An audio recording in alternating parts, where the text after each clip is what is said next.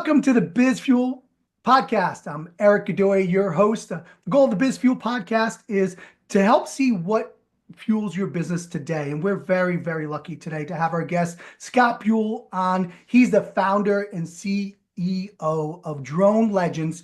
And basically, inside every child lives a legend. Just the amazing words and concepts. Scott, thank you so much for being on the podcast today. My pleasure. Thanks for having me. It's awesome. So, let's dive right into it. Drone Legends, you're doing some amazing things out there with kids and the education system. What inspired you to start the business and enter the industry? It's going to go back about 6 years or so. So I was working in the pharmaceutical marketing space. I spent the last 25 years or so working in pharma marketing, did pretty well, but had reached kind of into my 50s, my early 50s, and woke up one day and felt very disillusioned. It's a lot that led up to that. But ultimately, I woke up one day and was like, where am I? What am I doing? Why am I here? I'm not really happy. And oh my God, am I going to spend, God willing, the next 50 years of my life, if I live to be 100, doing this? And the answer was no, I didn't want to do it. Just so happened that in 2015, on a lark, I picked up a drone. I was sitting here in my office and I looked out the window and there was a kid out there flying one. And I thought, boy, he looks like he's having a lot of fun. So I went out and got one, a little toy. It's still sitting up on my wall up there. Nice. And started playing around with it. You know what? I got bugged. I got hooked. I'm kind of an obsessive personality guy. My OCD kicked right in and I was hooked. I was flying these little things around. It was winter. It was Christmas here. I live in the Northeast. So it was very cold.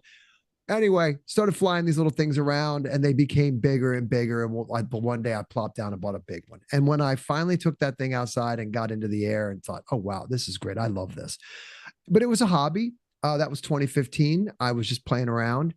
But if you fast forward to 2019, right around the time I was feeling the way I was feeling, the commercial drone services market had exploded. And now you've got companies like Zipline Drones entering the market that are delivering life-saving medicines to remote areas around the world. You've got, every police force starting to adopt it. The technology had become commercialized. And it's going to be one of the fastest growing technologies of the 21st century, whether you use it in commercial applications or even, modern day warfare. Drones are here. And so at that time, I looked up and said, well, wait a minute. I'm not going to work for anybody. I've been selling for 20 years. I'm a pretty good salesperson. I've been selling stuff that I don't really believe in for many years. And I've done fairly well selling things that are commoditized and that I'm not really passionate about. Why don't I start a drone business? And so that's what I did. I quit my corporate gig, looked at my wife and said, I'm miserable. I don't want to do this anymore. She saw it. And to her credit, thankfully, she said, yeah, I'm with you. Go do it. I said, I've got X amount of dollars. I'm going to pull that out of the bank. That'll give me a runway of about 6 months. Let's see where I go with that. And so I started that business. That was called Latitude 360. This time in June, it'll be 6 years that I did this. By November, I had kind of made a name for myself locally here in New Jersey. I was invited into a 5th grade classroom to talk to a group of kids about drones.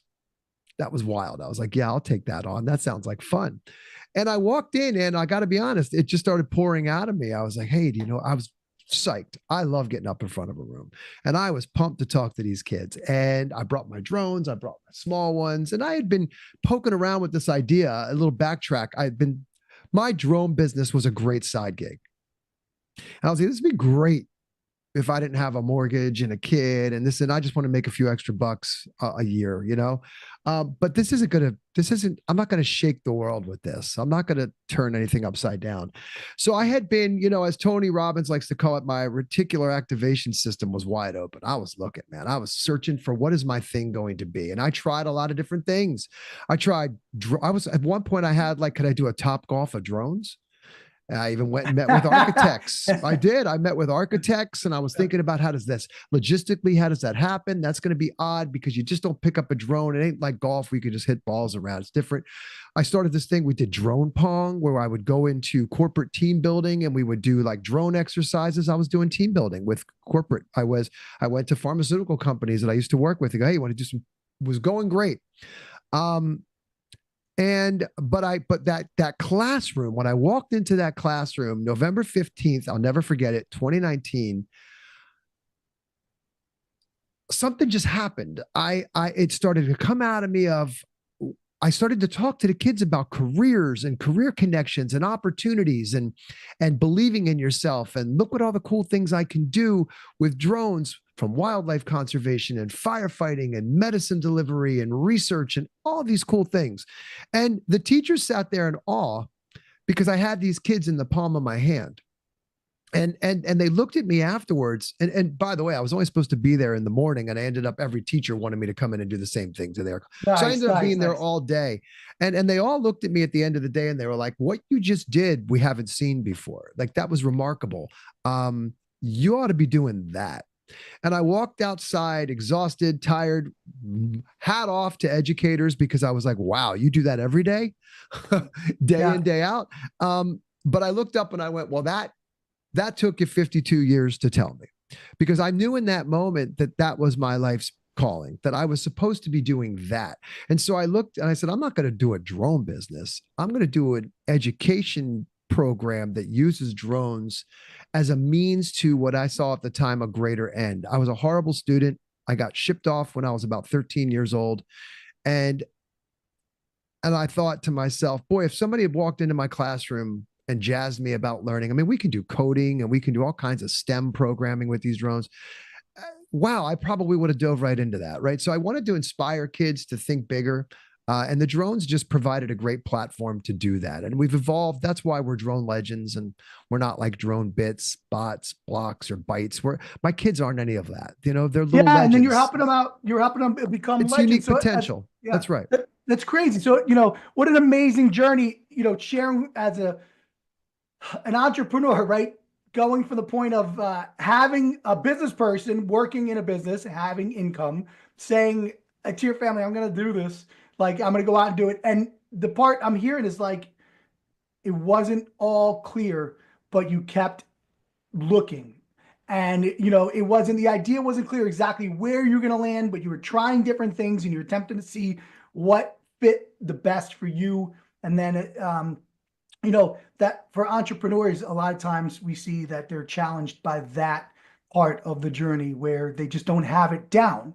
So how did you work with yourself through at that point? Like, I heard you say, like, listen, I wasn't, it sounded like you're saying, like, I wasn't killing it. I was making a couple bucks. I really wanted to find deeper passion into this. How did you endure that part of the journey, till you get to that point where you went to that classroom? There was so much before. How did you mentally keep yourself like in the game?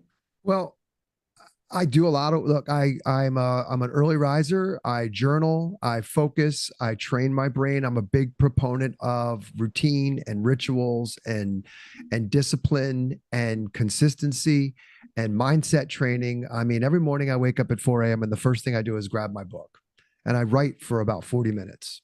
And I write about all kinds of things. I write about my current state, where I want to be, where I am, what I need to do to close that delta. What does my future look like? I do a little bit of aspirational writing. I write about my gratitudes we talked earlier. Yeah, I'm grateful for everything I have. I'm a ridiculously lucky guy. Good things happen to me, but the more I believe that, the better the good things happen. And they're not always great. There were times during that journey where I felt like, oh, where's the next? But it always works out. I mean, here's my thought. You and I are sitting here today, and those listening are standing here or listening to us. And the reality is then that if you're here today talking or listening, then you're 100% success rate. You're still here. It didn't kill you. All the things in your past that seemed at the time that they were going to crush you, that they were just going to destroy you, and that life wasn't going to go on, it didn't happen. You're here.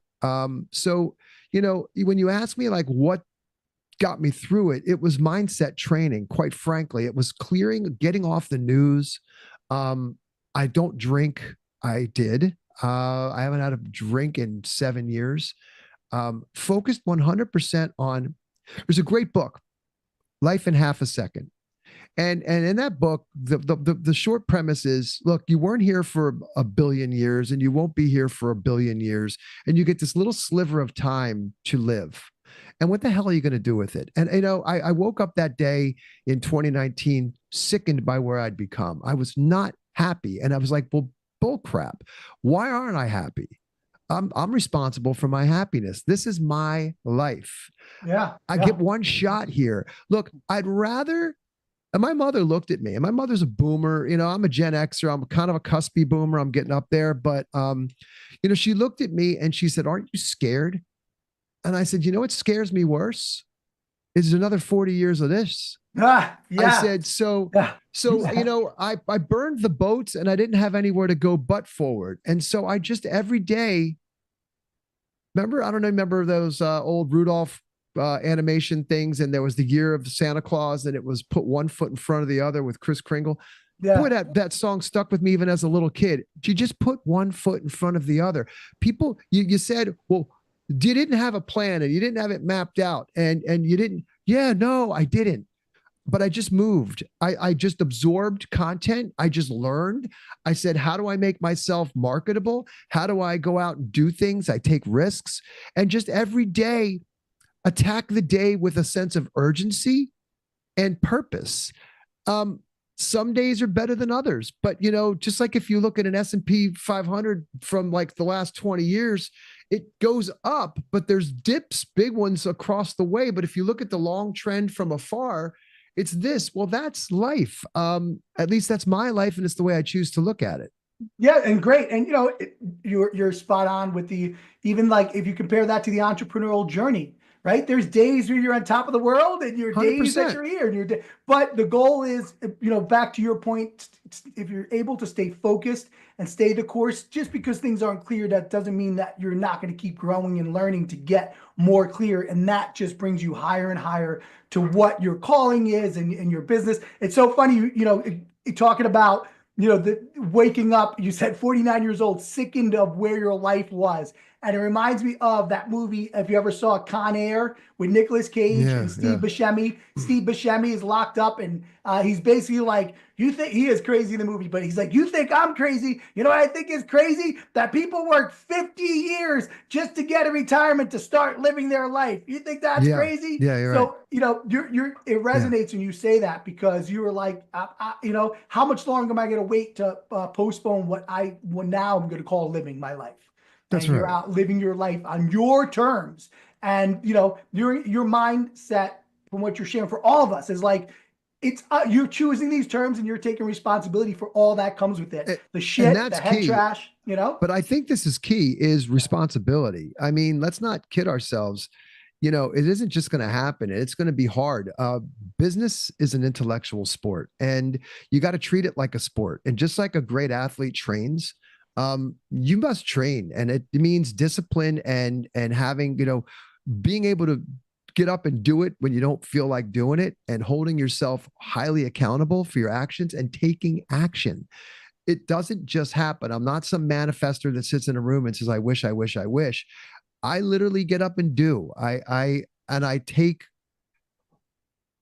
risks every day. I mean, if those around me will tell you that I get shit done. Why? Because I just do. I get up at 4 and I go to bed at 10. And in those hours, I'm working and I'm pushing because I've got a purpose. It's what I love to do. So those people that want to find like balance, sorry, you're not supposed to be an entrepreneur. There is no balanced entrepreneur, as far as I'm concerned. You can't be a balanced founder, because it takes an obsessive personality to succeed in business, because it's hard. And unless you are 100% committed, I mean, if you want to sit and watch TV, my TV doesn't go on. I watch 1 hour of TV a week. Yeah. Like, you can't tell me you want to start a business and if you tell me you're an entrepreneur and you're a founder and you've got a startup and you're telling me about the latest show on Apple TV, I say bullshit. You're not working hard enough. Sure. And so you got this, And listen, let's give a little bit of space to those feeling it out, right? Where you've got this blessing, your business, it sounds like it calls you, it draws you in. There's gravity to something's calling you and pulling you along to do what you do every day. So you don't, it sounds like you don't have this battle to go say, would I rather watch TV or would I rather work on my business? It sounds like by default, you just work on your business, like No, I work because on you, me. yeah, Let's clarify it. yeah, please, please. I work on me, Okay. not my business. My Tell me business more about that. benefits. Tell me more about Well, that. so I can sit and I could spend an hour watching TV, or I could spend an hour reading a book on business, or I Yeah. could spend an hour reading a book about mindset and perseverance, or I could read a biography or listen to a podcast about the world's greatest entrepreneurs and listening to the hardships they've gone through. It's not about my business. It's about me being a great founder or a great person and having a purpose driven life, not the business is a benefactor of that.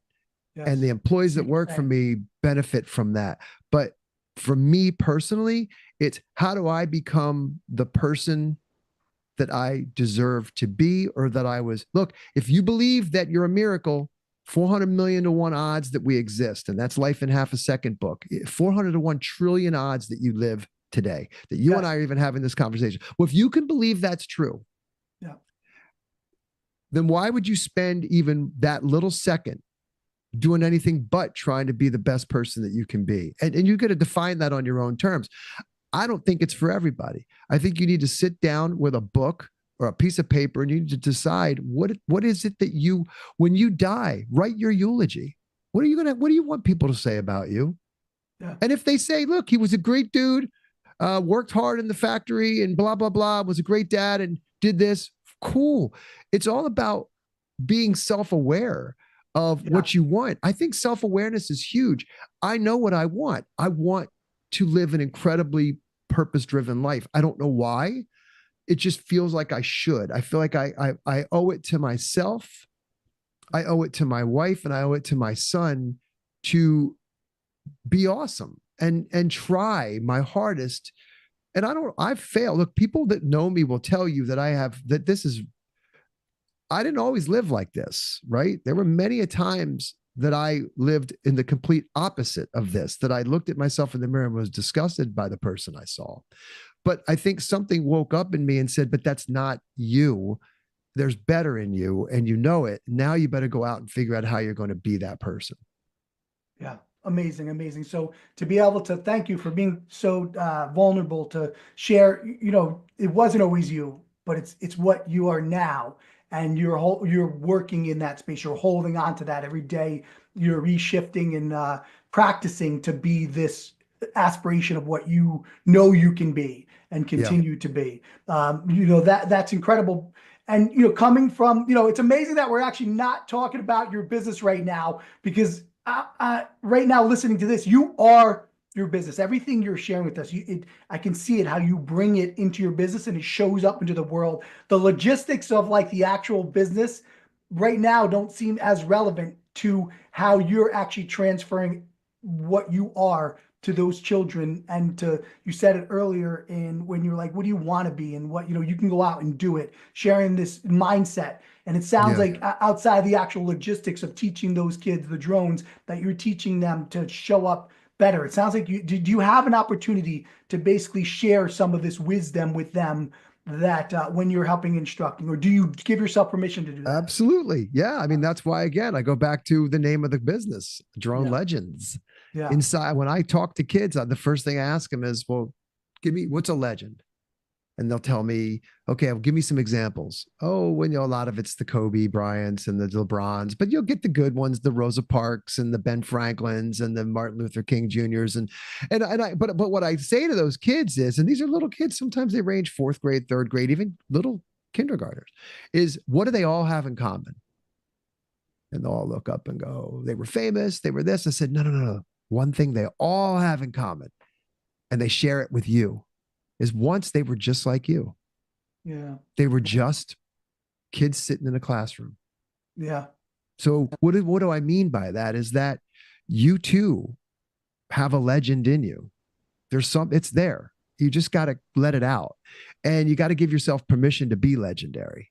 If we talk to our students like that at a young age, and it doesn't mean coddling, and I'd be completely honest, I came up through discipline and rigor. We can't. Our children are too coddled. You can't be legendary living a sedentary, easy life. You get legendary by challenging yourself, mental and physical fortitude, discipline. I was just listening to this. There's a great book I'm listening to right now, The Anxious Generation, and the author, I forget his name at this point, but he talked about the biosphere project back in the 90s, where they were trying to live people inside a biosphere because they were going to see how could we live on Mars or something. And it had to be completely enclosed ecosystem. So make their own water, grow their own food, and they grew trees and everything. And over the years, I guess it didn't ultimately work out for whatever reasons. But when they opened the biosphere, they had grown trees. Well, the trees started toppling over. They're like, well, that's odd. Why are the trees falling over? Comes to find out that they never experienced wind as saplings. Yeah. And so what happened was they didn't grow strong roots. Yeah. Because they never experienced stress. And trees need stress to grow deep roots. There's actually a term for it. It's escaping my memory now, but it's legitimate. And that's why big, strong, tall trees have real deep, healthy roots. And so you need to be exposed to those kinds of things as children. And so to answer your question, yes, I have an opportunity. It goes back to my why of I'm not a drone company, right? So people will mistake drone legends because, oh, well, it's in your name. Well, yeah, but it's a means to a greater end, isn't it? It's the tool, it's the shiny object that allows me to get the kids' attention. And then when I have the kids' attention, now we can do all kinds of great things in addition to STEM, right? In addition to the science, technique, but I like to think about character development.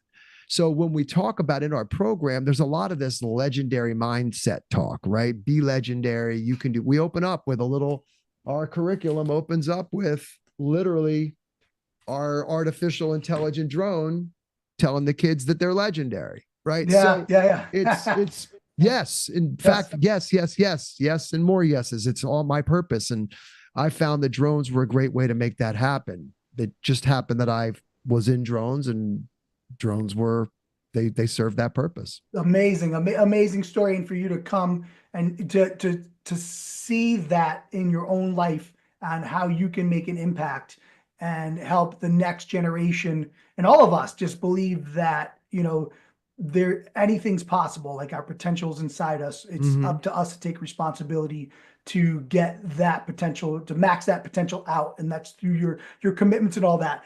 So man, you've got this great story of this background of where you're currently at. It's inspiring to know that we all have the opportunity to change our life. If you could go back and change one major decision, what would it be and why?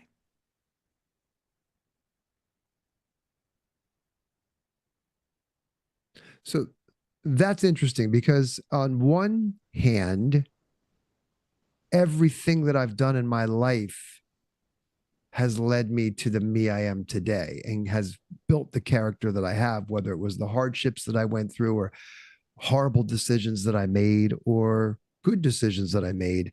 It's brought me here, right? So that's interesting. Would I change anything?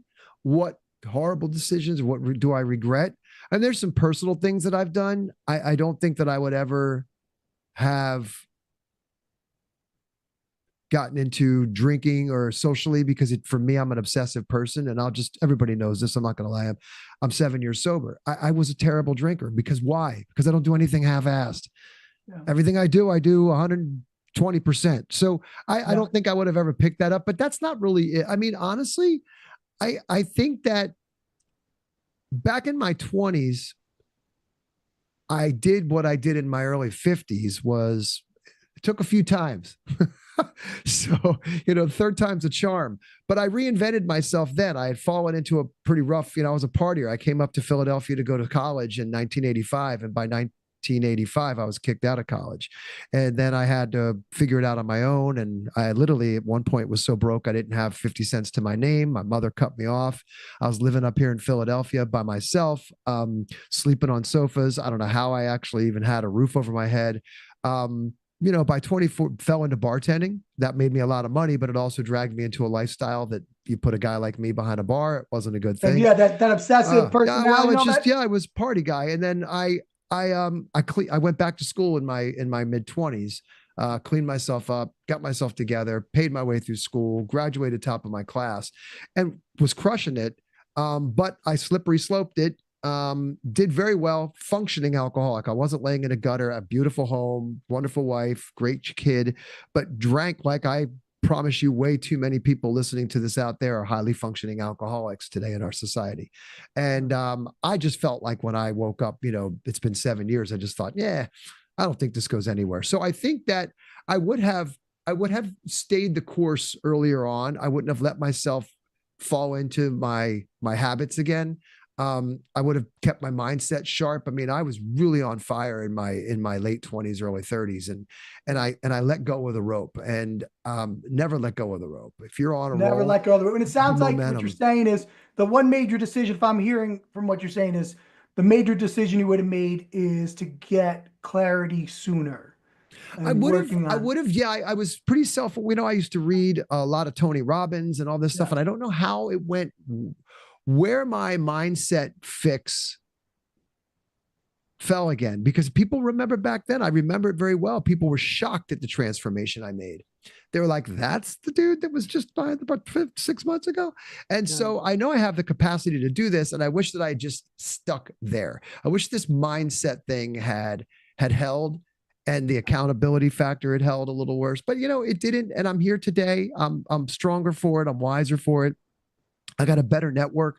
I don't have any, I have regrets, but I really don't have any regrets. They've all led me to the person I am today. Yeah, I get it. And seeing your path, my background that I have involved a lot of socializing for my business, and the biggest challenges. I too have an obsessive compulsive personality, so if I'm going to do it, I'm always going to do it right. I can relate to your stories, and we come from such a big drinking culture, and Yeah. that is, at one time, that was a way that I got a lot of business by being around the crew and the drinking, and everybody had their businesses. They drank away, their sorrows. They celebrated their wins, and Mm-hmm. that was a circle that almost that didn't end very easily. And to step out of it, I Yeah. give you a lot of credit. It's not easy. I've been on that journey myself, and then basically, to get more clear on how you want to live your life and to connect with those people on different terms is important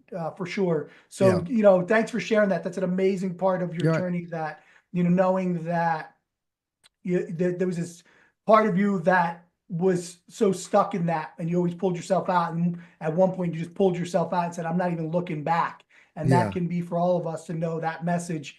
You know, this is a business podcast, so we are gonna get back to Dive this into is all business. business I'm a because we're all business human. junkie. I love business. I Yeah, love we're business. Dive we're into all it. humans, and there's no business without the best of us, right? So we're talking about the best Yeah. of us. But in terms of like logistics, Uh-huh. what marketing strategies have worked best for your business? There's always something for us to learn in a perspective. What marketing strategies have worked best for your business?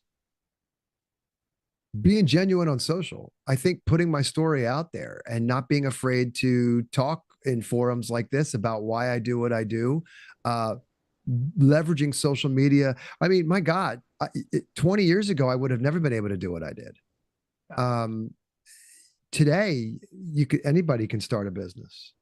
yeah, Anyone. It's never been easier, and you've got access to eyeballs and that you never had. I mean, you used to have to go spend millions of dollars on advertising and things like this to reach anybody to tell them about your product or your service. Today, get on the social platforms, build a social presence, get on them all. If I don't post twice a day on every platform, I feel like I've not done a job that day. And that's just me. I have a team that I want posting as much as me, and then I'll repost it and I'll share it. But put it out there. Too many people are afraid of what so and so going to think, or I'm afraid I don't look good on TV, or I don't look good on photo. It doesn't matter. Nobody cares. And then, or they overthink it. Man, the overthinking thing drives me absolutely nuts. I have too many people that I know that sit there and go, well, I need a post-production podcast guy. Or I need a photographer. Or I need the, oh, no, you No, don't. you don't. You need this. You got it. It's right. It's all right here. Yeah. Nobody's looking for polish. In fact, polish turns people off.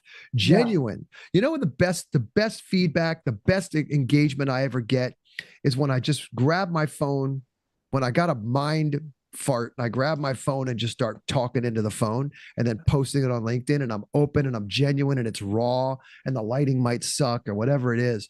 But guess what? Those are the ones that get all the heat. They're the ones that get the 20,000, views, and they're the ones that get the 50 likes and the comments are in the it's so my guess, my point is what marketing strategy works best for me? It's the one we all have free access to. It's called social media, organic social at scale. Just to use a Gary Vaynerchuk model, just pump out social media at scale. Yeah. And be authentic. learn how to use it. Be authentic and no polish. You don't need polish to get started. Just get started. Right? Don't overthink it. What's the old expression? Best time to plant a tree was 20 years ago, and the second best time is right now. It's right now. Yeah. Yeah. Just get started. Yeah. And thanks. That's a good reminder for all of us to, perfection is the enemy of progress, right? Just do 100%. it. Progress, just anything is progress. Don't wait for perfection because it just never happens, right? And I see your point. Sometimes people get tripped up in their head, and I gotta say it because you're like, nobody really cares about what you think, this polished version, unpolished version, the depth of what you're saying. It's really just getting out and being your authentic self and just showing that side of it, right? You will thank yourself if you do. If you're a business owner and you put yourself out there, you will thank yourself, especially if you don't overthink it. Look, you're going to cringe at some of the stuff you put out. I mean, I can go back and look at some of the stuff that I do. Not back. I can look at yesterday and I can go, oof, what were you thinking? So, but that's all right. I mean, look, we're all human, and if so-and-so has an issue with it, that's their problem, not yours. Of course, right? Some of even the greatest social medias like Alex Ramonzi and those guys, they look back at their other stuff. They can laugh at it. Like, oh my God, look at anybody's older stuff. Look at anything you start. Every time you start something, it's going to suck. Yeah, of course. But as long as you continue and get better and learn, I mean, also read. Like, there's great books like Gary Vaynerchuk. I keep saying his name. He has a great new book called Day Trading Attention. You want to learn how to do social media? Pick up that book and keep it on your desk. That's all I'm going to say. Yeah. No, game over. You will crush. If you execute what's in that book, you'll crush. Gary V, it's amazing how he still stays relevant today. His longevity in social media, initiating it, right? He is like, he's the guy. He's the king of having initiated this to the depth that he did, and the fact that he still stays relevant. There's a lot to be said about that. So part of this, entrepreneurial journey, you're doing all these great things. You're bumping, you're tripping, you're getting up. You talk about this graph where you're like, just get better. But we do face, as entrepreneurs, we do face times of what we look at is failure. So for you, how do you face failure, and what failure, like, what does failure teach you as a lesson? How do you look at that?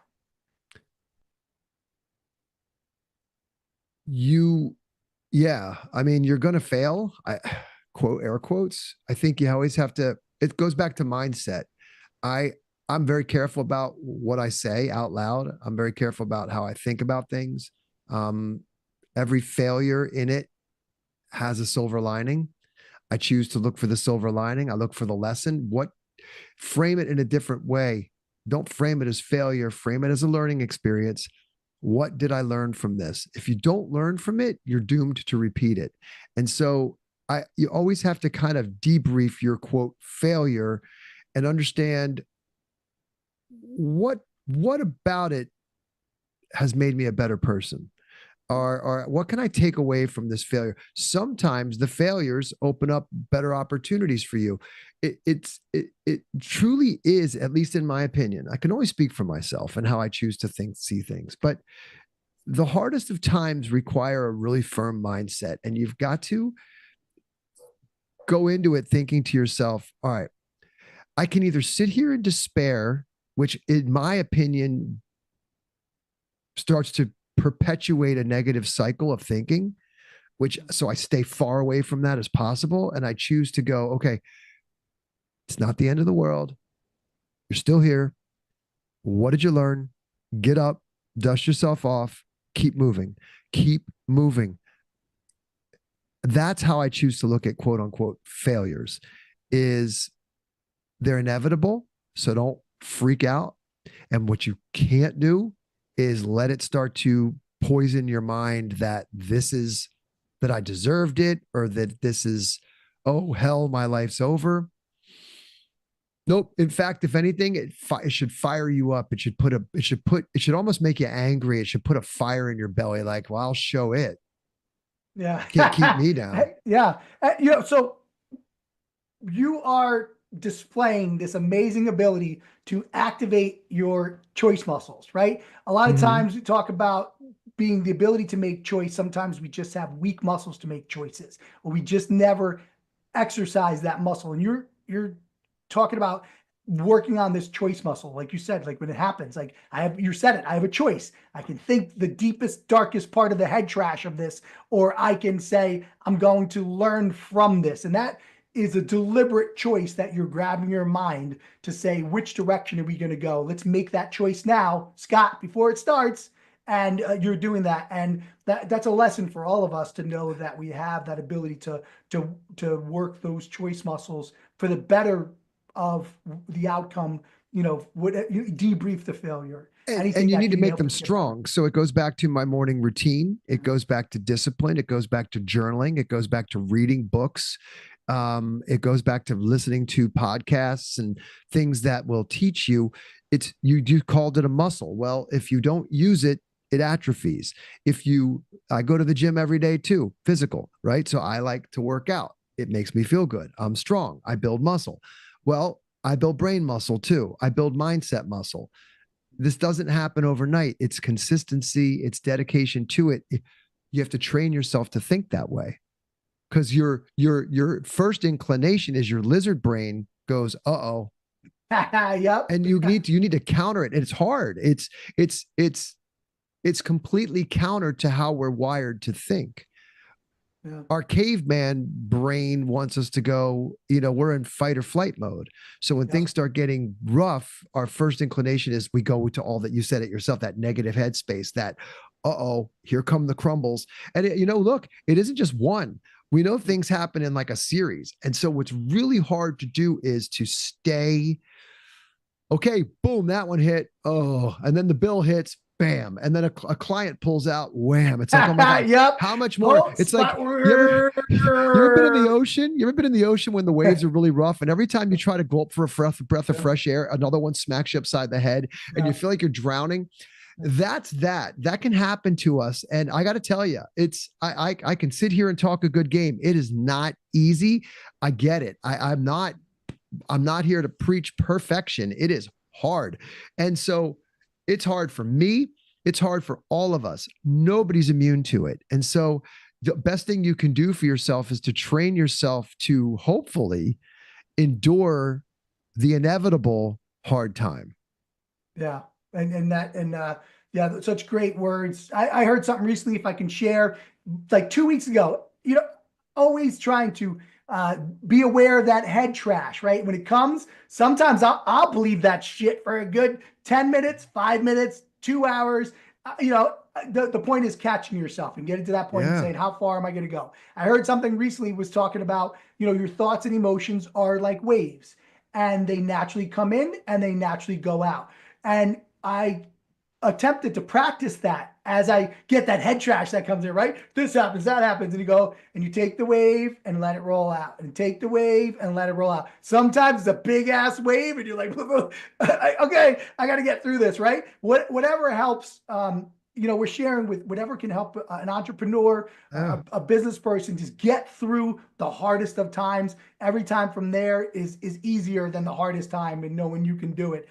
Yeah. So as we get to the end of this and we wrap up, you shared such amazing insights, such amazing practices to help us be better in being a business person, to get the best out of our lives and live this most fulfilling life and have a business that pays us, right? If you could give one message to future entrepreneurs and leaders, what would it be?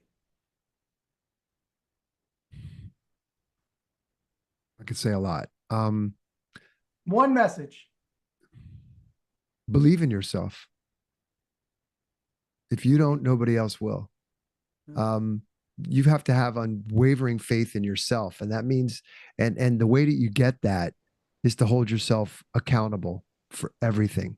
The more you hold yourself accountable, the more you achieve by doing so, the more confident you become. And so you have to start with yourself. You can't expect this isn't going to be easy. It's going to be the hardest thing you've ever done. And you're likely to fail. That's the odds, right? So you have to steel yourself for what's ahead. And I think that it's unwavering confidence in yourself and the way that you build that. And it's not ego, it's self-worth. And the way that you build that is by holding yourself. Nobody else is going to do it for you. Holding yourself incredibly accountable for everything. How you do one thing is how you do everything. Absolutely. And so build on that, and steel yourself for it. The other thing that I would say is you've got a million resources around you. Read business books. Think in terms of systems. Read 0 to 1. Read the Ed Catmull book on Pixar, and just there's so much content out there. Listen to great podcasts. Acquired, My First Million, Founders. Read bios and watch what other entrepreneurs went through. Founders, watch what Dyson went through. You want to talk about an unwavering commitment to seeing something through 50 years. So, yeah, that's my advice. Believe in yourself, but you got to train yourself to be that confident. And the way you do one thing is the way you do everything. Scott, oh my goodness. Thank you so much, for My being our pleasure. guest today on the Biz Fuel podcast. Scott Buell from Drone Legends. Inside every child lives a legend. Scott, thank you so much for being our guest today. Thank you for Everybody, having me. thank you. All right. Take care. Bye.